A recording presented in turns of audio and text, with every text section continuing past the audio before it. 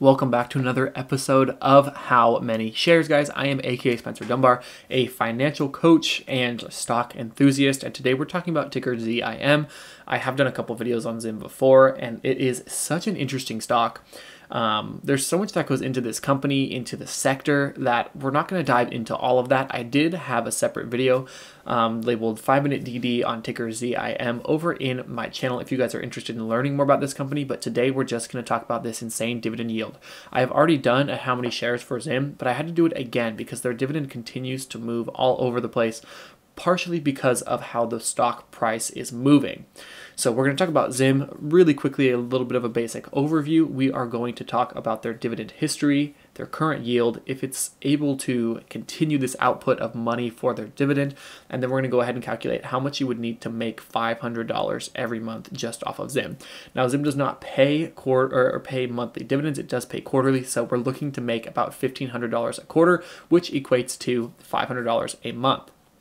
Now, this company is extremely high risk, guys. This is not financial advice. It's all for informative purposes, but I do actually own this stock a little bit, and I have some in our 1K dividend stock account challenge. And now the reason I'm really putting this video out, doing a remake of it, is because I've been kind of a hater on ZIM. I wouldn't say I hate the company, but it wasn't one that I was really interested in. I didn't think it would actually output the dividend like it has been. I was wrong. And at least for the past couple dividends, I was definitely wrong, and they have been paying out some insane amounts. I'm exploring this topic again because in the 1K dividend account challenge, where you guys can go check that out in the channel, it talks all about ZIM and how it's performing in the portfolio. ZIM just paid me $32 in dividends. Now, $32 is not a lot of money, but when you're paid $32 and you only invested $100 and you're paid $32 just for the first quarter, that is phenomenal. Now, you do lose some of that to foreign taxes, about $8 of that, but still, that is a really high yielding stock. And by the end of this year, even with the foreign tax, I will make my money back nearly just on the dividend alone, which is absolutely wild. If there was a stock out there and you were told that you were going to make 100% returns on it in the span of 1 year, I'd be throwing all of my money into that. Now, I'm not saying to throw all your money into ZIM. It's extremely high risk, and let's dive in and talk about it. So we can see it is down 71% over the past year, and when I did buy it in my other account, it was at about $18. I think it was actually about $17. I still am a little bit profitable, not by much though. Now we can see it's gone through a bunch of rockiness with the pandemic plunge, and when oil surged, it was way up at the highest of about $85. Now we're back to $17. We go to their max chart, it's only been around since 2021. Let's see, it probably went public in the late 2020s. Now, it's a bigger company. We can see down here almost 5,000 employees, and it is a shipping company, and they actually do have a pretty interesting investor presentation you guys should go look at if you're interested in ZIM. Currently yielding 97.5% of dividends, $4 paid out quarterly. So that means you are getting about $17 every year just from the dividends, and that's nearly the price of the stock currently. Jumping into their dividend history, we can see that over the span since 2021, first they paid out 4%, then they paid out 8% in dividends, had an insane jump to $17, which was a 28% yield. Now, I know you're thinking $17 is a lot, that would be 100% yield now, but back at this point when we were talking in May of 2022, the price was $64. So the price coming down did increase the dividend by quite a bit. We see that the dividend actually went down quite a bit. It dropped by about $14, but actually increased the yield by about 12-13%. And we've continued to see it pay out these insane yields. It paid out $3, which was 100%, and that was in November 27 of 2020. So definitely 2022. Yes, 2022. Definitely an interesting company. Now it's yielding with their last payout 132%. The dividend is all over the place. It's inconsistent. If you're wanting consistent dividends, this is not the one for you. Not financial advice, but this is just a rocky stock. They have a rocky history, and I'm guessing they're going to have a rocky future. I'm surprised that analysts have it as a hold because of how scary this stock is. Jumping down here, we can see that their dividend payouts, let's see, in 2021, which is when they first started paying their dividend, they paid out $2 and then $2.50, and then this is the huge kicker that shot their dividend up. So heavy was that $17 amount. And then again, $3, $4, $3. So they really only have 1 year of paying out 4 dividends consistently, and then a year before that where they paid out 2 dividends. Not a lot of dividend history, not a lot of consistency.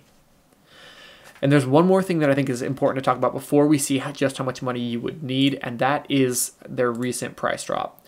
Now one problem with ZIM, which you can actually kind of gauge and judge the market with, I've found, is that their ex-dividend date, so the date you need to hold the stock by in order to get the dividend, at the end of that ex-dividend date, everyone sells out. Once they sell out, we'll see that it did drop in one day about 25% and then another percent today. So what that means is, for those that don't know, when you're buying a dividend stock, there's a certain date you have to hold the stock by to qualify for the dividend. After that, once you've qualified for the dividend, you can sell the stock and you'll still receive that dividend because you owned it on that date. So when these companies pay out high dividends like this, similar to PBR, which I have another video out about, you guys should go check that one out.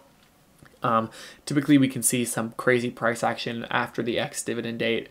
You can try and time it and buy back in, but these stocks are so risky. As we saw, it dropped from $24 to $17, and now we're still sitting here at $17, and that's why the dividend actually jumped, because it was at about 60, 65%, 70% maybe, and now we're almost to 100%. Now let's get into the fun part and see how much money we'd need. I've already calculated this out. And of course, for those math whizzes out there, if you're yielding 97%, you're going to be just about around the same amount you need to invest to return, nearly getting 100% returns. So to get $6,000 a year, you need to invest $6,200 into ZIM. This is with all the money invested up front, no monthly contributions, no change in the dividend yield, no change in the actual price of the stock, and no dividend growth or shrinking. So a lot of principles to go off of on here. This is just to show you kind of the basis of what ZIM paid so far. It's not saying that it's going to pay this out consistently. Like I said, it's extremely high risk and you should always be careful when investing. But I am impressed with what ZIM has done so far and the money that I've made from ZIM, which I do love to see in that dividend account. Now we can see $6,000 every year from a $6,000 investment, or near $6,000 investment, is extremely impressive. You will not find another stock that's, well, you may find one that's a little bit safer than ZIM, but you're not going to find a safe stock that yields this, because it would be wildly popular and the dividend payout ratio is way too high for it to continue long term.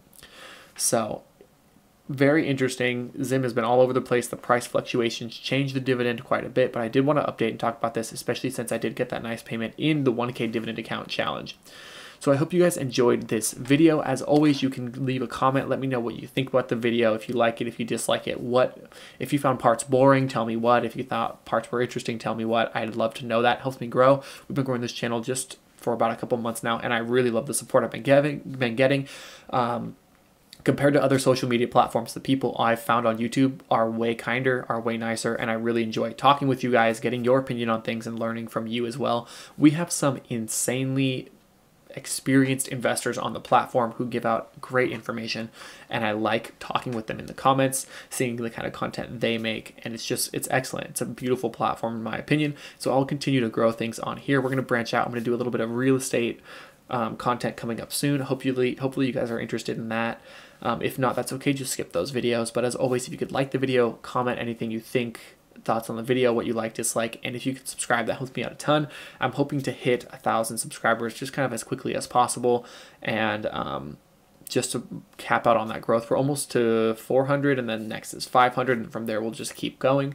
As always, I appreciate you guys taking the time to watch the video. Hopefully you found something good from it, got some information from it, and I hope you had a good day in the market today, and I'll see you in the next one.